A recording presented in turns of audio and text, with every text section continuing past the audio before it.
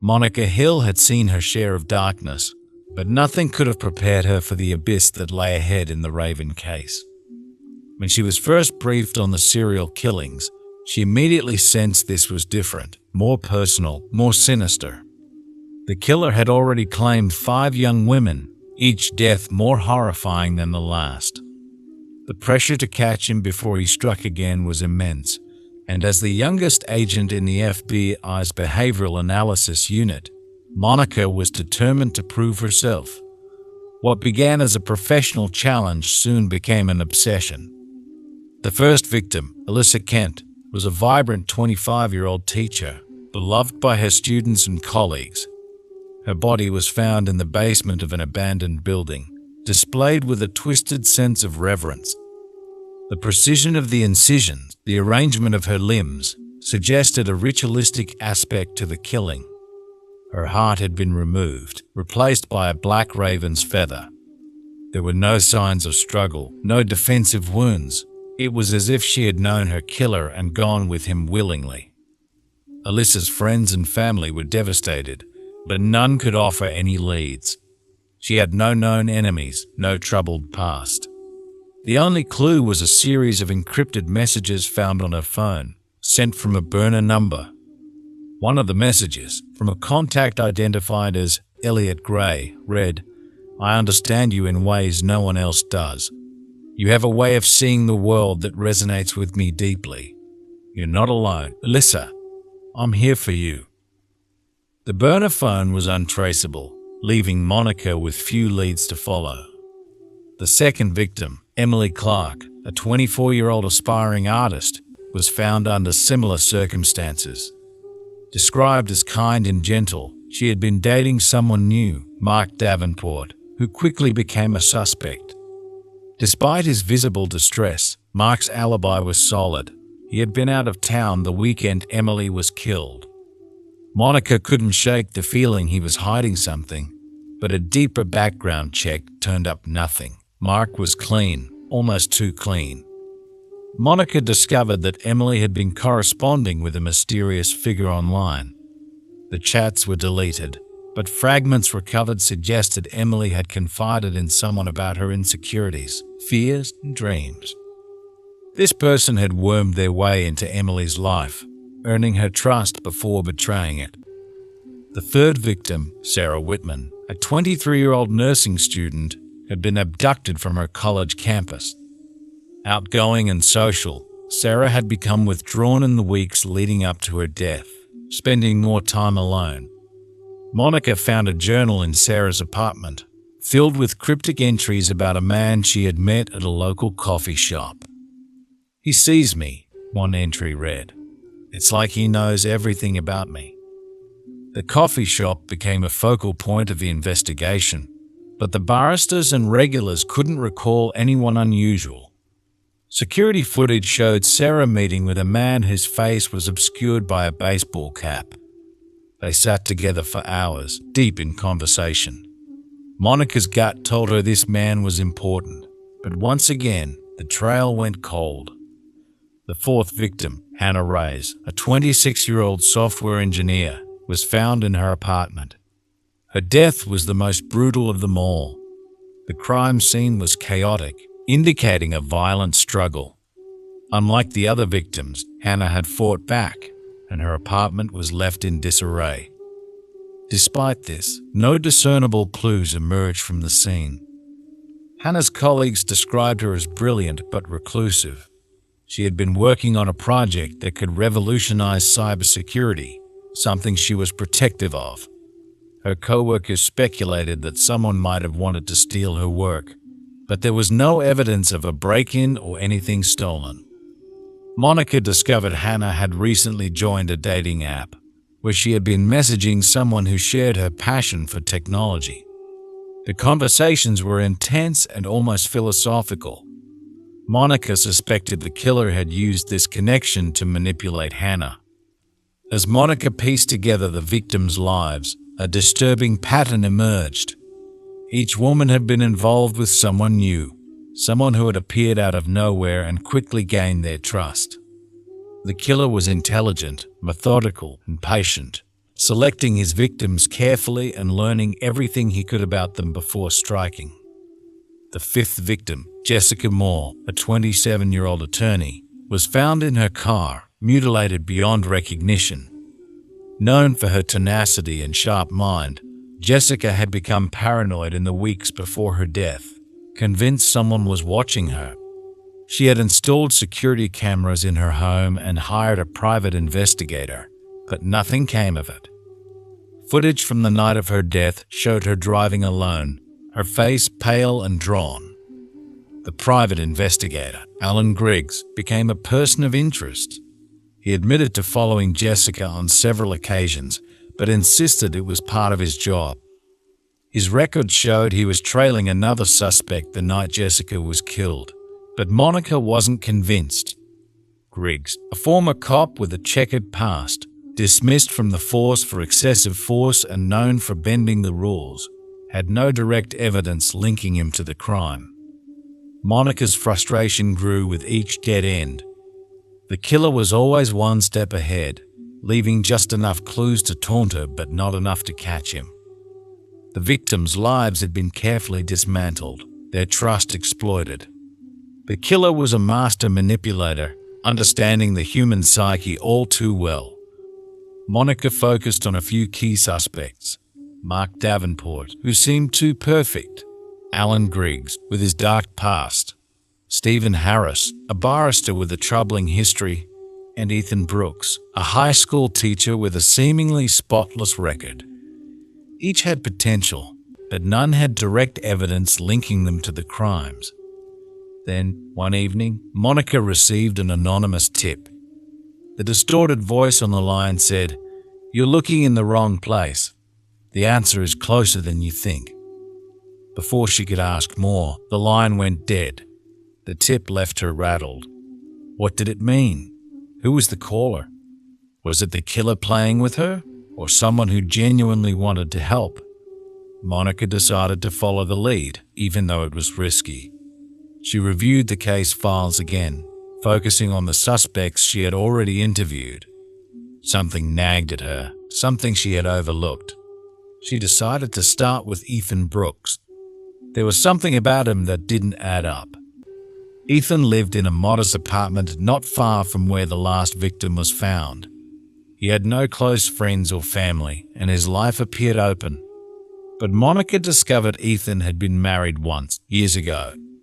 His ex-wife, Laura, had filed for divorce citing emotional abuse and manipulation, though there were no criminal charges. The divorce had been messy, with Laura eventually disappearing off the grid. It was a small detail, but it gnawed at Monica. She decided to visit Ethan one last time, under the pretense of a routine follow-up. As she approached his apartment, a sense of dread settled over her. The building was quiet, almost too quiet. She knocked on the door, her hand hovering near her gun, ready for anything. Ethan answered, his expression calm, almost friendly. "Agent Hill," he said smoothly. "Back again?"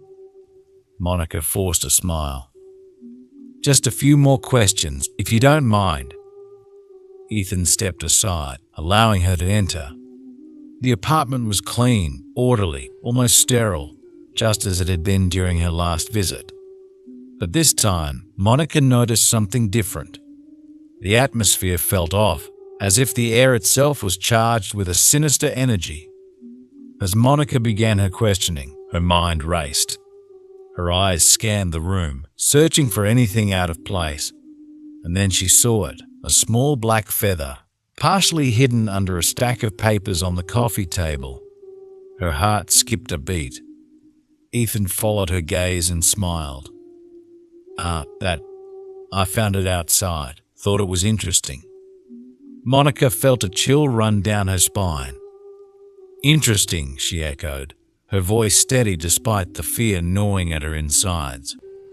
Ethan's smile widened, but it didn't reach his eyes. "Is something wrong, Agent Hill?" Monica's hand moved to her gun, but before she could draw it, Ethan lunged at her. The impact sent her crashing into the coffee table, her vision going black for a moment. When she regained consciousness, she was on the floor, Ethan standing over her, a knife gleaming in his hand. "You shouldn't have come here," he said softly, his voice devoid of emotion. "But now that you have, I can't let you leave."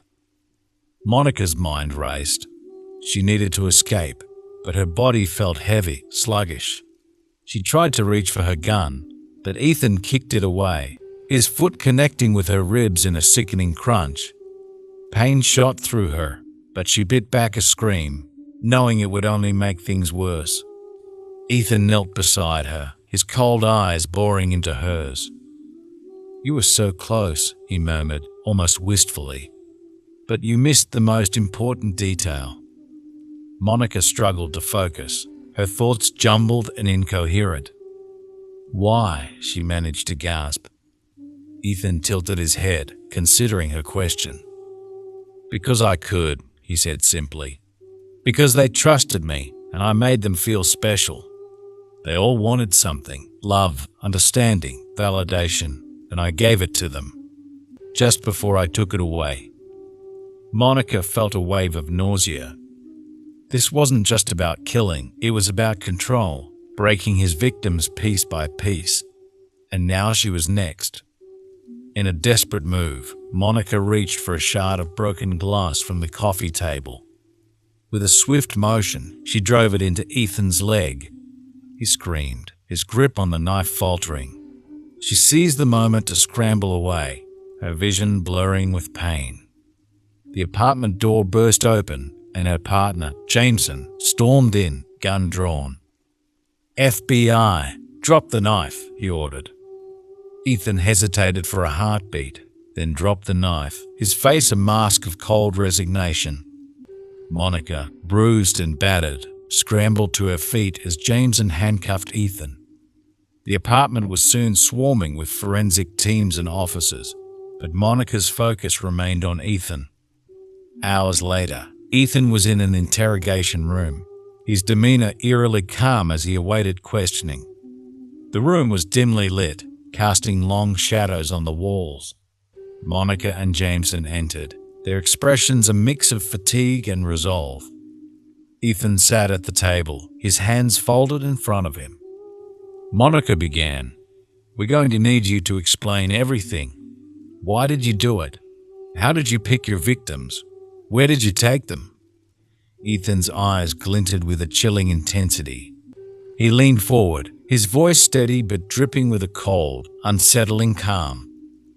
"It all started with a simple idea," he began, his tone almost conversational. "I wanted to understand the deepest fears and desires of those around me. I observed, learned, and manipulated." He paused, letting the silence stretch before continuing. "Each of my victims had something in common, a longing for connection, for someone to truly understand them. I found them in their moments of vulnerability. Alyssa, with her craving for empathy and validation, was easy.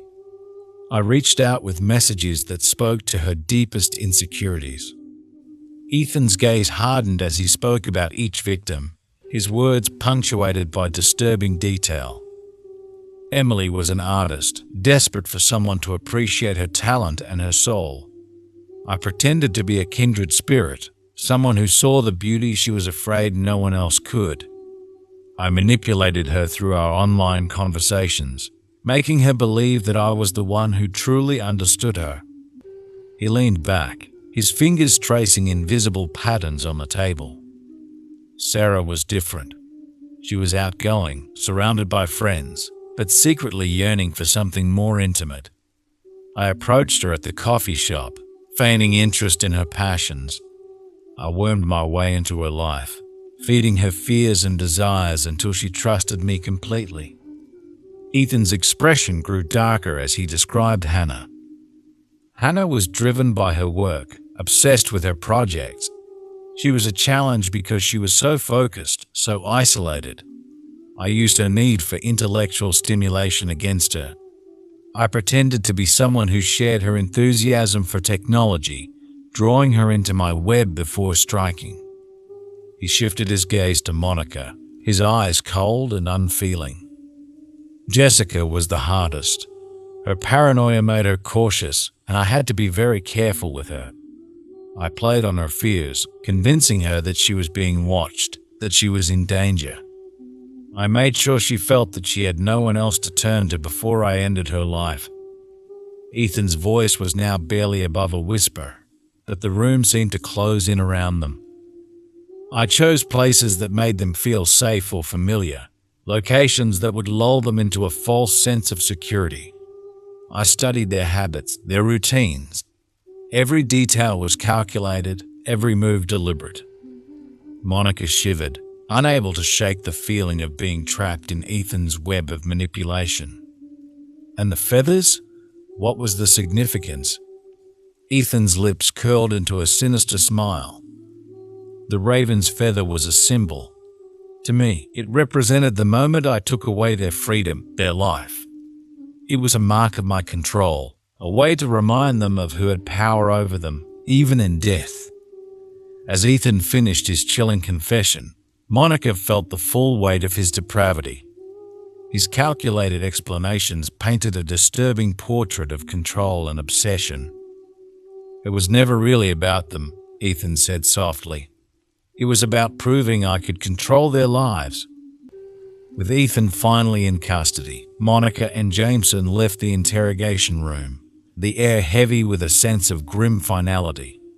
The trial that followed was a media frenzy, but for Monica, the victory was bittersweet. The darkness of the Raven's crimes had left its mark on her, a shadow that would linger long after the case was closed. As Monica sat alone in her apartment, she stared at the raven feather she had kept as evidence. The room was quiet, but the weight of what she had endured felt palpable. Though justice had been served, the haunting memories of the raven would forever remain a part of her, a reminder of the darkness she had faced and the toll it had taken on her soul. Monica closed her eyes, trying to find peace amidst the shadows, knowing that some scars never fully heal. If this story kept you on the edge of your seat, make sure to subscribe for more captivating and eerie tales. Until next time, remember, the darkness hides many secrets, and sometimes the most chilling truths lie just beneath the surface. Sleep well, if you dare. Good night.